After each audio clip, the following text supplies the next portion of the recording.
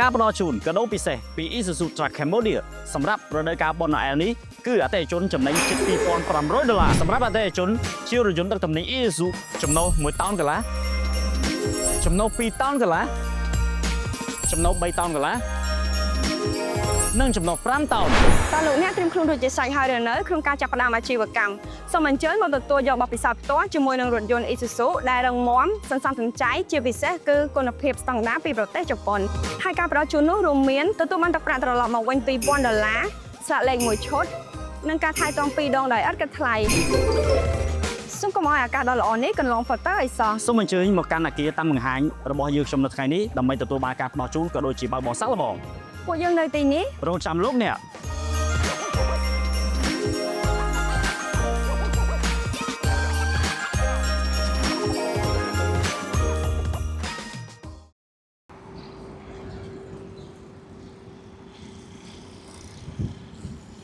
បាទគ្រប់ជំរាបសួរបងដែលរស់នៅទីក្រុងភ្នំពេញក៏ដូចជាបងដែលនៅតាមបណ្ដាខេត្តហើយក៏សួស្ដីទៅកាន់បងដែលជាអតិថិជនរបស់ Isuzu ទាំងអស់គ្នាសម្រាប់ថ្ងៃនេះផងដែរជួបជាមួយនឹងខ្ញុំម៉ាសវណ្ណរាចាខ្ញុំស៊ីនិចបងហ្នឹងហើយបងពួកយើងទាំងពីរនាក់ក៏ថ្ងៃនេះនឹងធ្វើការបង្ហាញទៅលើរថយន្តចំណុះ3តោនកន្លះmodel ឆ្នាំ2025ដែលជារថយន្តមួយយើងអាចនិយាយបានថាជាកម្ពុជារថយន្តមួយក្នុងការដឹកទំនិញហើយសម្រាប់បងដែលកំពុងតែតាមដានការ live នេះជួយ like និង share ឲ្យបានទៅដល់ដៃបងដែលកំពុងតែមានតម្រូវការទៅលើឡានណាអូនហើយសម្រាប់នៅចុងបន្ទុយវីដេអូបងនៅទទួលបាន promotion ពិសេសមួយដែលក្រុមហ៊ុនយើងកំពុងតែផ្ដល់ជូនទៅអតិថិជនអញ្ចឹងតាមដានវីដេអូនេះរហូតដល់ចុងបញ្ចប់នៃវីដេអូបងនឹងដឹងថាក្រុមហ៊ុនយើងមាន promotion អ្វីពិសេសផ្ដល់ជូនទៅអតិថិជនអូខេអញ្ចឹងសម្រាប់ថ្ងៃនេះផងដែរពួកយើងទាំងពីរនាក់នឹងបង្ហាញបងទៅលើរថយន្តចំណុះ3តោនកន្លះដែលនៅខាងក្រោយខ្នងពួកយើងនេះជូនទៅបងសម្រាប់ការ design យ៉ាងណាដែរអូនសម្រាប់ការ design ឡានរបស់យើងចាបងសម្រាប់3តោនកន្លះនេះការ design កាប៊ីនទាំងមូលគឺរាងជាប្រអប់4ជ្រុងចាការ design បែបនេះបងពេលដែលយើងចូលទៅក្នុងកាប៊ីនផ្ទាល់ទៅគឺមានអារម្មណ៍ថាធំទលាយមែនតើចូលទៅមានតកង់ម្នាក់ព្រោះ2នាក់គឺមានអារម្មណ៍ថាទលាយខ្លាំងមែនតើអូចាំមានថាខាងក្នុងគឺយើងអាចអង្គុយបានច្រើនគ្នាដែរអញ្ចឹងណាអូនអូខេ2នាក់ឲ្យធំទលាយហើយបើនិយាយពីការ design ផ្នែកខាងក្រៅវិញបងចំពោះផ្ទៃកាប៊ីនទាំងមូលគឺពណ៌សចាផុសជាមួយនឹង logo Isuzu ក្រមមេពណ៌ទឹកប្រាក់នេះគឺស្រស់ស្អាតខ្លាំងមែនតើហើយផ្ទៃកាប៊ីននេះគឺរាបស្មើអញ្ចឹងបើសិនជាបងគាត់ទិញទៅគាត់ត្រូវការបិទ logo ដើម្បី branding brand name របស់គាត់ណាអញ្ចឹងគឺបិទមកគឺឃើញស្អាតរាបស្មើភ្លឹង clean ស្អាតតែម្ដងអញ្ចឹងណាបងបាទត្រូវហើយព្រោះដោយសារតែពីច្រើនក្រុមហ៊ុនគឺគាត់ទិញឡានប្រភេទដឹកទំនិញទៅគឺគាត់តែបិទ logo របស់គាត់ហើយអញ្ចឹងផ្ទៃរាបស្មើបែបនេះបងគឺយើងងាយស្រួលនៅក្នុងការ design logo របស់បងមែនតើអាចនិយាយបានថាងាយស្រួលក្នុងការបិទណាយើងបិទទៅគឺឃើញស្អាតហ្មងយ៉ាងណាអូនហ្នឹងហើយមើលមកគឺឃើញ clean តែម្ដងបាទចាហើយចំពោះការ design ប៉ាណាមុខនេះគឺគេ design មកជារាងប្លោះ2ជាន់បែបនេះបងដើម្បីឲ្យ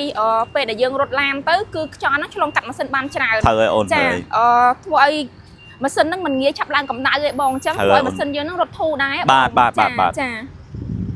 ហើយចំពោះចង្គៀងចំហៀងរថយន្តឡានយើងវិញបងគឺជាប្រភេទអំពូល halogen បងហើយមាន2ផ្នែកដាច់ផ្សេងពីគ្នាខាងលើនិងខាងក្រោមអូចាំមានន័យថាពីរនេះគឺដាច់ពីគ្នាតែម្ដងណាណាគ្នាបងខាងលើនិងខាងក្រោមពិសេសមែនតើចាអញ្ចឹងជាចំណុចពិសេសរបស់ Isuzu ដែរបើសិនថាតកងឡានគាត់ប្រើទៅឧទាហរណ៍ថាគាត់បានប្រយ័ត្នប្រការណាមួយគាត់ប៉ះវាទៅប៉ះខាងលើអញ្ចឹងគឺគាត់ដូរតែខាងលើឯងគាត់អត់ចាំបាច់ដូរទាំងអស់អញ្ចឹងណាបងដូចជា Isuzu យើងដូចជាមានអំពូលកាត់អាប់ដែរត្រូវអីអូនមានបងមានជាប់ជាមួយនឹងកាំងរថយន្តទាំងសងខាងបងមានទាំងសងខាងអញ្ចឹងអំពូលនេះគឺបំភ្លឺផ្លូវច្បាស់បានល្អហើយបើសិនថាគាត់បើកបរពេលយប់ឬក៏ពេលមេឃភ្លៀងខ្លាំងអីគឺគាត់អាចប្រើជំនួយអំពូលកាត់អាប់នេះបន្ថែមបានបងអូពិសេសមែនតើចាសម្រាប់ Isuzu គឺយើងអាចនិយាយបានថាការ design គឺផ្ចិតផ្ចង់មែនតើសម្រាប់ការដឹកទំនិញផ្លូវឆ្ងាយផ្លូវចិត្តឬមួយក៏យប់លប់អីយើងងាយស្រួលនៅក្នុងការមើលផ្លូវហើយវាក៏ជាសុវត្ថិភាពមួយដែរសម្រាប់ driver ដែលគាត់បើកបរណាអូខេហើយសម្រាប់នៅចំហៀងខាងនេះដូចជាមានភ្លើងមួយដែរណាមានបងមានចំពោះចំហៀងរថយន្តវិញគឺមានភ្លើងសញ្ញោហើយជាប់ជាមួយភ្លើងសញ្ញោនោះគឺយើងមានអំពូលជំនួយក្នុងការបត់ស្ដាំឬក៏បត់ឆ្វេងនៅពេលយប់បងឧទាហរណ៍ថាគាត់បើកបរនៅពេលយប់ហើយគាត់ចង់បត់ស្ដាំអញ្ចឹងហើយនៅខាងស្ដាំធម្មតាភ្លើងយើងបើកទៅមុខវាជះទៅមុខឯងវាអត់ភ្លឺខាងស្ដាំអញ្ចឹងណាបងអញ្ចឹងពេលគាត់វាយសញ្ញោស្ដាំហើយគាត់បើកភ្លើងខាងស្ដាំទៅគឺវានឹងជួយបំភ្លឺផ្លូវឲ្យគាត់មើលផ្លូវឬក៏មើលឧបសគ្គអីខាងស្ដាំនឹងបានល្អមែនតើអូនល្អមែនតើពិសេសមែនតើសម្រាប់ Isuzu ដោយបងបាន ตัวเชียบสลับไว้สมับกับบินลานบ่อยังนี่คือการดีไซน์มันคือเรียงกระเรมีในทายังเงยส่วนในโครงการเมื่อเพลย์อันยี่บ้านทาในเป็นยังโจทย์ดอกนงรถยนต์คือยังอันเมื่อบ้านสังตาไปโรย60 เดือนอะไรตามดองเงยส่วนในโครงการบงดับบางโบยังอันเงยช่วยเงยสนามไม่คือยังเมื่อเคยกรุบหลัดสะอุปสรรคบ่อยังต่างอ๋อโอเคโอนบองจนเราสำคัญมวยเตี้ยนะบองโกนกระจานี่บองผู้ไอ้ขบแลนต่างอ๋อเหมือนสัตว์มินโกนกระจานั่งไงนะบองแค่ไหนต่อนจะปูแลนอีโซยังคือบิเศษของโกนกระจานั่งอ่ะบองนับเป็ดแต่กองกอดลายโจตดอกน้องกับบินนะคือกอดขอนัสลังเมื่อโกนกระจานั่งคือกอดอัดเมื่อเคยอุปสรรคในขังหมกแลนบานบิเศษมันเต้นอุทิศด้วยเชียร์เมียนหรือบอหรือก็เมียนสั่นชำกอดไอ้ในขังหมกไอ้ก็กอดอัดจ่อเหมาะเนาะเชนกับเอาไอ้ปะจังอ่ะบองจะเป็นอะไรยังอันยี่บ้านเยอะเงยส่วนในโครงการเมื่ออุปสรรคในขังหมกให้ในเกี่ย1 ล้านยังตามดองโอเคโอนล้อมันเด่นแมนขบแรงสัตว์เมียนโกนกระจานั่งไงจ้านี่ก็เชี่ยจำเลยพิเศษบอกอีสุได้จังบองภายในขังเขียวยังไปหาจุดบองปนนั่งจังไฟบะต้อยยังเติมขนมกับบินต่างอันนี้บองโอเคจังจังนอนมาเรามองมาเมื่อในขังขนมกับบินบันติ๊กตาวิทมตัวเลี้ยอย่างน่าจังนั้นนะจ้าโอเคนี่บองสำหรับขนมกับบินเราบอกเยอะคือมีสเปียบทมตัวเลี้ยแบบนี้บองอันเมื่อบานโปรเดซ่าตาการดีไซน์คอนเซ็ปต์ดีไซน์บอกอีสุคือดีไซน์มันคือเงยส่วนในโครงการบางบ่ให้สมัยบอกไปได้พิเศษคือยังมีเนื้อสำหรับในโครงการได้เอกสารบอกบองให้มีสมัยบางไงหรือไงโดยขี้เนี่ยให้โดยบองประมาณเคยยังการดีไซน์คือยังมีทอดสมัยดักสาวล้านดักตู้ซับดักไอ้จังนั้นหาไว้ได้พิเศษบองเนี่ยเคยไงดักไก่กาแฟเตี้ยมันได้บองบางบ่ยังดักไก่กาแฟได้บ้านมวยtiếtบองcho những miếng bong thamสมัยอีซุคือเตะโตตะลืมสนับเชียพิเศษมันได้บองยังเห็นยังท่าพิเศษคือพิเศษทำเราผู้เดชาแต่ทอมได้ยังแต่ไตรแบบnhiềuไอ้จังยังดังนั้นเอามันสนับเชียคือเชียโจมันคือมีอารมณ์ท่า confident มอง feeling fresh มันเป็นอย่างบางบ่นะจังอีซุคือแต่แต่ดีไซน์อย่างไว้มวยทั่วไว้มวยคือได้เอาแต่จนกดขอบบอมน้องเตะจังจังเอาบองกำราก็ลายมือขังหมกมันติดmáu ដើម្បីឲ្យបងបានឃើញថាតើនៅពេលដែលយើងបើកបោយើងអាចមើលឃើញអ្វីបានខ្លះនៅជុំវិញខ្លួនរបស់យើងខ្ញុំសុំបិទទ្វារបន្តិចនេះបងអាចមើលបានសម្រាប់ ESU គឺយើងអាចមើលបានគ្រប់ជ្រុងតែម្ដងសឹងតែ360 ដឺក្រេហ្មងណាបងខាងមុខខាងក្រោយគឺនៅពេលដែលយើងបើកបោគឺស្រឡះគឺមានអារម្មណ៍ថាស្រឡះព្រោះដោយសារតែការ design យើង design មកគឺដើម្បីទី1គឺផ្ដោតទៅលើសុវត្ថិភាពរបស់ driver អញ្ចឹងមានន័យថាយើងបើកបរគឺយើងងាយស្រួលបំផុតនៅក្នុងការមើលផ្លូវរបស់យើងហើយកញ្ចក់ទូចដែលខាងពួកខ្ញុំ review ជូនបងមុនហ្នឹងបងអាចមើលបានគឺយើងមើលច្បាស់យើងមើលឃើញច្បាស់ហ្មងតើឧបសគ្គអ្វីៗនៅជុំវិញឡានរបស់យើងគឺយើងអាចពិនិត្យមើលបាននេះគឺជាការ design មួយដែលល្អរបស់ Isuzu របស់យើងណាបងសម្រាប់ចកោតនេះវិញបងចកោតគឺយើងអាចសេរីបានចុះក្រោមទៅមុខថយក្រោយគឺយើងអាចសេរីបានមានន័យថាបងចង់សេរីបែបណាកម្ពស់ត្រឹមប៉ុណ្ណាគឺយើងអាចលើកឡើងថយក្រោយទៅមុខបានអញ្ចឹងណាបងអញ្ចឹងនេះគឺជាចំណុចមួយដែលយើងងាយស្រួលនៅក្នុងការបើកបរសម្រាប់បងកុំឲ្យបងទើសជើងធ្វើអីយើងអាចសេរីឡើងចុះថយក្រោយទៅមុខបានអញ្ចឹងណាបងអូខេអញ្ចឹងខ្ញុំនឹងនាំអារម្មណ៍បងទៅមើលម៉ាស៊ីនក៏ដូចជាសាក់ស៊ីទូឡានទាំងមូលតែម្ដងជូនបងទាំងអស់គ្នា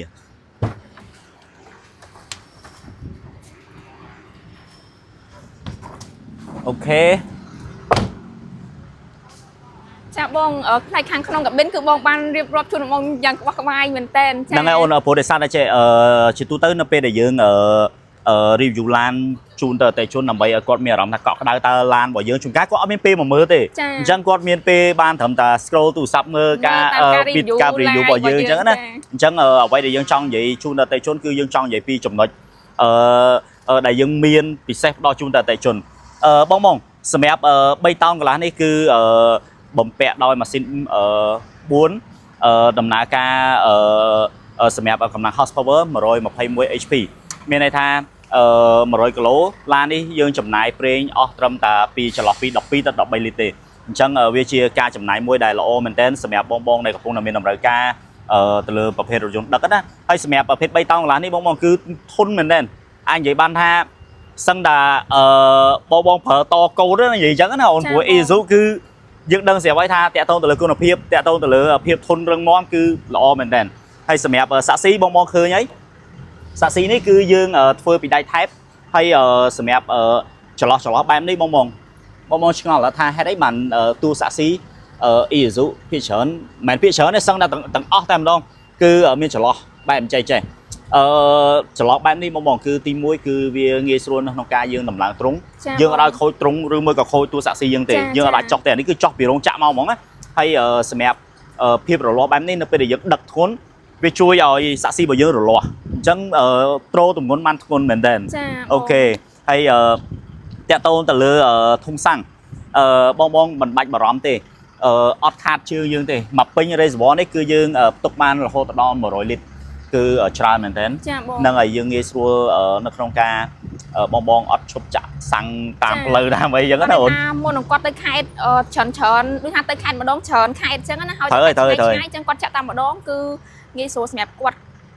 ចាហើយមួយទៀតបងខ្ញុំចង់បង្ហាញបងបន្តិចបងមើលការរៀបចំរបស់ខាង Isuzu ទាំងអស់គ្នាតេតងទៅលើការរូតខ្សែភ្លើងចំណុចមួយនេះខ្ញុំចង់ជំរាបជូនបងថាគឺការរៀបខ្សែភ្លើងរបស់យើងគឺស្តង់ដារតែម្ដងអត់រញ៉េរញ៉ៃទេព្រោះដោយសារតែមានបងក៏សួរខ្ញុំដែរអញ្ចឹងណាតែគ្រាន់ថាខ្ញុំចង់បញ្ជាក់ថាចេះសម្រាប់ការរត់ខ្សែភ្លើងនេះគឺយើងរត់មកគឺស្តង់ដារតែម្ដងអត់មើលមកឆ្អេឆ្កាស់ទៅលើកន្លែងសាក់ស៊ីរបស់យើងទេអូខេអូនអាចបន្ថែមបានចានិយាយទៅសាក់ស៊ីយើងនេះគ្រាន់មើលមកគឺឃើញថាមុំតែម្ដងចាអូនត្រូវហើយមុំហើយសាច់ធ្វើត្រង់ហ្នឹងក៏បានទំហំធំដែរហើយបងចំពោះចទាឡានរបស់យើងបងគឺជាប្រភេទចទាដប់ស្រៀនចេញពីរោងចក្រតែម្ដងចឹងណាបងហើយសម្រាប់លក្ខណៈពិសេសនោះគឺចទានៅក្រៅសាក់ស៊ីចាការ design បែបហ្នឹងគឺធ្វើឲ្យឡានរបស់យើងហ្នឹងទោះបីជាដឹកធ្ងន់ឬក៏រត់ផ្លូវឆ្ងាយក៏ដោយគឺអត់មានបញ្ហាក្លោងទេគឺឡានហ្នឹងរត់នឹងល្អចឹងណាបងហើយគឺត្រទំនិញបានធ្ងន់មែនតែនបងចាហើយនៅពេលដែលគាត់បើកបររៀងស្រាលពេលដែលគាត់តម្លាក់ទំនិញអស់បងគឺអាចចទាខាងក្រោមនេះជាអ្នកធ្វើការអញ្ចឹងក៏អត់សូវធ្វើឲ្យឡានគាត់ហ្នឹងអាលាក់ខ្លាំងដែរខ្ញុំមានន័យថារាល់ចទានីមួយគឺមានមុខងាររបស់វារៀងខ្លួនអញ្ចឹងណាអូនត្រូវពេលគាត់ដឹកធ្ងន់បានអាចទាលើនេះធ្វើការអញ្ចឹងណាសូមកាមេរ៉ាជួយអោនបន្តិចមកអោនត្រឹមនេះមកដើម្បីឲ្យបងបានឃើញតាក់ទងនឹងចទារបស់យើងគឺពិតជានៅក្រៅសាក់ស៊ីបងអាចបណ្ដឹងមើលបាននេះគឺជាចំណុចមួយដែលពិសេសមែនតើបងនៅពេលដែលចទាយើងនៅក្រៅសាក់ស៊ីគឺយើងដឹកឲ្យបានធ្ងន់ហើយវាអត់ប៉ះពាល់ជាមួយនឹងសាក់ស៊ីរបស់យើងទេព្រោះដោយសារហេតុអីបងចទាយើងគឺនៅខាងក្រៅអញ្ចឹងបងដឹងស្រាប់ហើយបើសិនជាចទានៅខាងក្នុងសាក់ស៊ីយើងដឹកឲ្យបានគឺអាចមានន័យថាវាដឹកអត់បានធ្ងន់ហើយវាអាចនឹងមានបញ្ហាឃ្លោងឡានប៉ុន្តែនៅពេលដែលចទានៅក្រៅសាក់ស៊ីបែបនេះគឺការដឹកឲ្យបានគឺញែកកង់យើងគឺញែកគឺចាប់ដើមញែកហើយយើងអាចដឹកបានធ្ងន់ទៅតាមតម្រូវការរបស់អតិថិជនចាបងអូខេពិសេសមែនតើអូនចាលើសពីចទាដប់ស្រៀនចេញពីរោងចក្រមកប៉ុងឡានយើងនោះគឺទំហំធំចាដែលប៉ុងធំនេះគឺជួយត្រទំនិញបានធ្ងន់ហើយសំខាន់ក៏ជួយឲ្យម៉ាស៊ីនហ្នឹងរត់ធូរដែរអញ្ចឹងណាហើយអូនប្រភេទប៉ុងបងប៉ុងធំបែបនេះនៅពេលដែលយើងដឹកឲ្យវ៉ាន់ណាឡើងចំណោតគឺវាអត់ងាងម៉ាស៊ីនទេព្រោះដោយសារតែវាជំនួយបានច្រើនមែនតើសម្រាប់ប៉ុងណាចាហើយបងអាចពិនិត្យមើលបានប្រភេទ Isuzu គឺសូម្បីតែកង់ក៏ដប់ដែរបងហើយកង់ដប់បែបនេះបងដឹងស្រាប់ហើយនៅតែវាចូលទៅក្នុងការដឹកទម្ងន់បានដឹកទំនិញបានធ្ងន់ទៀតហើយអ្វីដែលពិសេសកង់ស្គួរក៏ប៉ុនគ្នាដែរងាយស្រួលកង់យើងទាំងអស់គឺប៉ុនគ្នាសម្រាប់កង់ស្គួរមួយនេះយើងអាចប្រើបានទាំងមុខទាំងក្រោយតែម្ដងចាត្រូវគ្នាទាំងអស់ចាសម្រាប់ Isuzu គឺអាចនិយាយបានថាពិសេសមែនតើអ្វីដែលការ design អ្វីដែលធ្វើមកគឺគិតគូរពីអ្នកប្រើប្រាស់ត្រូវអូនហើយណាមួយ Isuzu គឺជាក្រុមហ៊ុនមួយជាប់លេខ1ក្នុងការផលិតម៉ាស៊ីនម៉ាស៊ូតតែម្ដងហើយកំពុងទៅទូទាំងពិភពលោកត្រូវអូននេះគឺជាចំណុចពិសេសមួយមែនតើដែលអតិថិជនគាត់កំពុងតែមានតម្រូវការជាប្រភេទឡានណាបង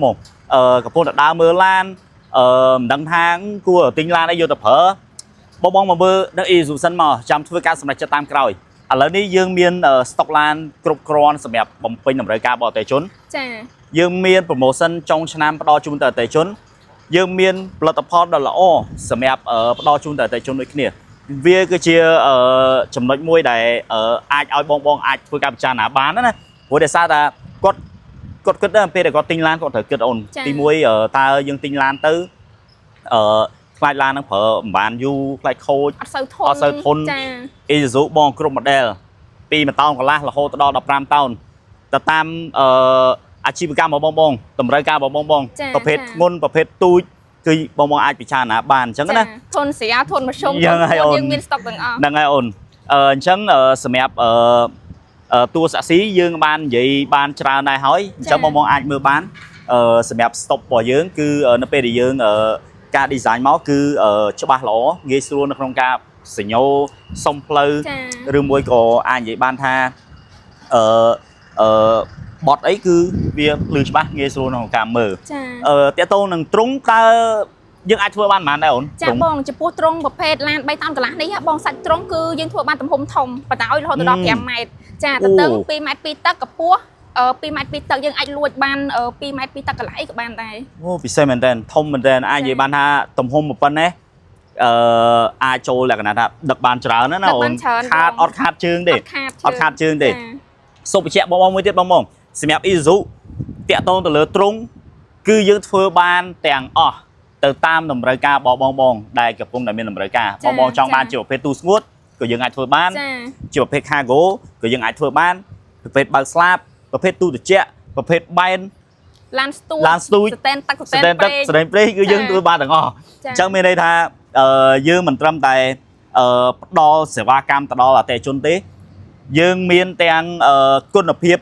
របស់ឡានរបស់យើងគឺផ្ដល់ជូនទៅអតិថិជនជាមួយនឹងដែលយើងអាចនិយាយបានថាការមើលថែទាំណាមានន័យថាធម្មតាយើងទិញឡានត្រូវតែមាន spare part ត្រូវតែមានអីផ្ដល់ជូនទៅអតិថិជនបងយើងមានសឹងតែ 80% នៃតួឡានទាំងអស់នៅក្នុង stock spare part របស់យើងអញ្ចឹងបងកុំបារម្ភអីថាំងទិញឡានទៅខ្លាចមានបញ្ហាអត់ដឹងថាយកឡានទៅធ្វើណាអញ្ចឹងណាអូនគាត់ខ្លាចថាទិញទៅពេលដែលគាត់នេះទៅ spare part អត់មាន stock យេហ្នឹងត្រូវភ្ញៀវពីច្រើនគាត់សួរដែរចំណុចហ្នឹងគឺជាចំណុចសំខាន់មួយអូនដែលមុនស្វែងចិត្តទិញឡានគាត់សួរ spare part ដែរគាត់ spare part យើងថ្លៃឬក៏អត់សម្បូរ stock អីអញ្ចឹងបងចំណុចមួយហ្នឹងចង់បង្ហាញទៅបងថាយើងមិនត្រឹមតែមាន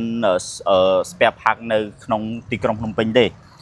នៅតាមបណ្ដាខេត្តក៏យើងមានដែរបងចិត្តបងតែម្ដងដូចនៅទីក្រុងខេត្តបាត់ដំបងក៏យើងមានចាយើងមាននៅសៀមរាបក៏យើងមានពោធិ៍សាត់ក៏យើងមានកំពង់ចាមកំពង់ធំចាគឺយើងមានច្រើនសម្រាប់បងដែលរស់នៅតាមខេត្តចង់យកឡានមកservisម្ដងពេញខ្ជិលចង់ម្ដងពេញធំនៅចិត្តបងគឺអាចយកឡានទៅservisបានអញ្ចឹងណាហើយបងការ servis មិនមានន័យថាត្រូវអត់រំលឹកបងទេយើងមានក្រុមការងារក្នុងការតាក់ទងទៅពួកគាត់ដើម្បីថាយើងត្រូវដល់ schedule ណាមួយគឺយើងនឹង call ទៅអតិថិជនដើម្បីអតិថិជនយកឡានមក service អញ្ចឹងវាគឺជាសេវាកម្មមួយដ៏ល្អរបស់ Isuzu ដែលបានផ្ដល់ជូនទៅអតិថិជនណាបងកុំបារម្ភតាក់ទងទៅលើបញ្ហាទាំងអស់ហ្នឹងអូខេអញ្ចឹងសម្រាប់បងអាចអញ្ជើញមើលទៅលើ air បន្តិចមកសម្រាប់ air នេះគឺខ្ពស់មែនតើអូនចាបងខ្ពស់ព្រោះដោយសារតែ air ខ្ពស់បែបនេះនៅពេលដែលយើងបើកបរគឺដីអីក៏វាអត់សូវចូលដែរត្រូវណាអូនណាបងចាអូខេហើយបើគាត់បើកបរផ្លូវស្ងួតដីក៏អត់សូវចូលហើយទោះបីជាគាត់បើកបរផ្លូវដែលមានទឹកកលិចកលុកអីក៏អត់ងាយសាចចូលដែរព្រោះ air នេះវាខ្ពស់អញ្ចឹងបងត្រូវហើយអូនយេរូមIsuzuបងឃើញពិតជាអាចនិយាយបានថា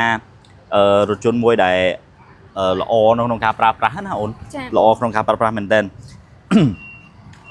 សម្រាប់ការស៊ីប្រេងក៏អាចនិយាយបានថាយើងសន្សំចៃច្រើនផ្ដល់ជូនទៅអតិថិជនបងដូចចង់បើកកញ្ចក់បន្តិចលើកឧទាហរណ៍បន្តិចសម្រាប់ភ្ញៀវបងណាដែលគាត់បានមកមើលឡានហើយគាត់ប្រើជាប្រភេទឡានមកទឹកណាប៉ុន្តែគាត់ប្រើយូរដែរហើយ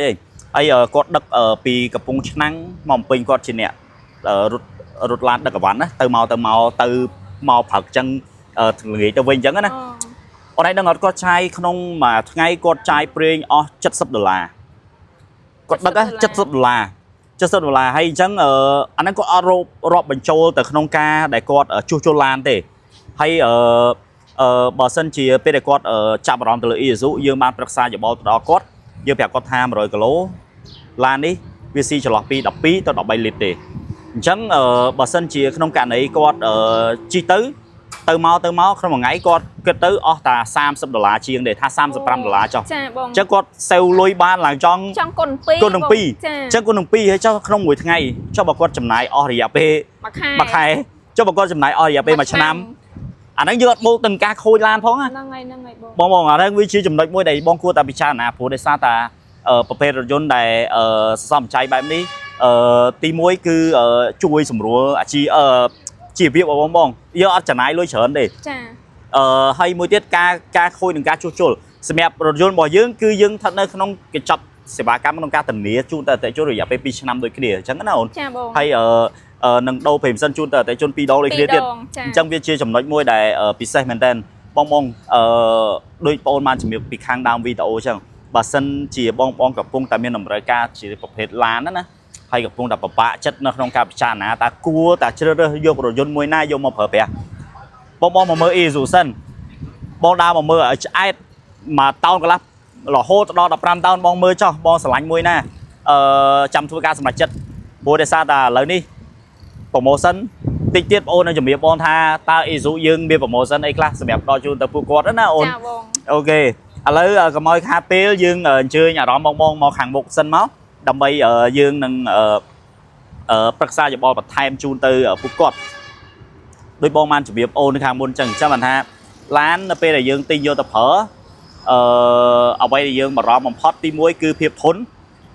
ទី2ទៅលើតម្លៃ ចា មួយទៀតទៅលើការថែទាំតើក្រុមហ៊ុនមួយហ្នឹងគាត់មានការថែទាំត្រឹមត្រូវដែរឬអត់ឬមួយក៏តាក់ទងទៅលើ spare part របស់យើងមានគ្រប់គ្រាន់ដែរឬអត់អញ្ចឹងណាអញ្ចឹងវាជាអ្វីមួយដែលចង់ផ្ដល់ជូនទៅបងដូចគ្នាហើយសម្រាប់ឥឡូវនេះយើងទៅពីអ្នកនឹងជម្រាបទៅបងតាក់ទងទៅនឹង promotion តើ promotion ចុងឆ្នាំនេះ Isuzu មានអ្វីពិសេសដើម្បីផ្ដល់ជូនទៅអតិថិជនទាំងអស់គ្នាបងសម្រាប់ Isuzu ចុងឆ្នាំនេះយើងនឹងមានកញ្ចប់ពិសេសមួយផ្ដល់ជូនទៅអតិថិជនសរុបទឹកប្រាក់ទៅអាចនិយាយបានថា ចិត្ត 2500ច្រើនដែរបងអត់ដែលមានទេខ្ញុំហ៊ានធានាថាគឺអត់ដែលមានតាំងពីមុនមកគឺយើងអត់ដែលមានទេយើងផ្ដល់ជូនទៅអតិថិជនកញ្ចប់សេវាកម្ម$2500មានន័យថាបងធ្វើការតម្លាក់លេខទូរស័ព្ទសួរព័ត៌មានមកហើយយើងនឹងមានការបញ្ចុះតម្លៃជូនបង2000បូកជាមួយនឹងការធ្វើស្លាកលេខមួយឈុតជូនទៅអតិថិជន ចាហើយ free maintenance 2ដងបងកញ្ចប់ free maintenance មិនតិចទេណាបងថ្លៃទេណាអាចនិយាយបានថាវាបើយើង include គ្នាជាមួយនឹងពេលដែលបងទិញឡានហើយយើងមានផ្ដល់ជូនទៅលើ maintenance ហ្នឹងគឺពិសេសមែនតើបងកុំឲ្យឱកាសនេះកន្លងផុតណាបងបើសិនជាបងមានចងល់អីបន្ថែមបងអាចតាក់ទងមកពួកយើងក្រុមការងារមកដើម្បីពួកយើងនឹងប្រឹក្សាយោបល់ជូនបងហើយអាចចង់សួរព័ត៌មានឯងបងអាចតម្លាក់លេខទូរស័ព្ទមកបងក្រុមការងារនឹង reply ទៅបងអញ្ចឹងណាបងសម្រាប់ដំណាក់ពេលនេះគណៈពេលនេះពួកយើងនឹង2នាក់ដូចជាអស់ហើយដូចជាអត់មានអ្វីទៅប្រឹក្សាយោបល់បងបន្ថែមទេបើសិនជាមានចងល់អីបងអាចឆាតមកក្រុមការងារមកហើយសម្រាប់ពួកយើងទាំងពីរនឹងសូមធ្វើការបញ្ចប់ការ live ត្រឹមនេះហើយជាចុងក្រោយសម្រាប់ខ្ញុំសវណ្ណរា ចាខ្ញុំសេនិចបង ពួកយើងសូមជូនពរទៅអតិថិជនទាំងអស់គ្នាឲ្យជួបតែសេចក្តីសុខគ្រប់ទីកន្លែងធ្វើដំណើរទៅចិត្តទីចិត្តទីឆ្ងាយជួបតែសេចក្តីសុខអញ្ចឹងណាបងហើយរកទទួលទានមានបានក្នុងឱកាសចុងឆ្នាំនេះបងអញ្ចឹងយើងទាំងពីរនាក់សូមល្អកាយគ្រប់លា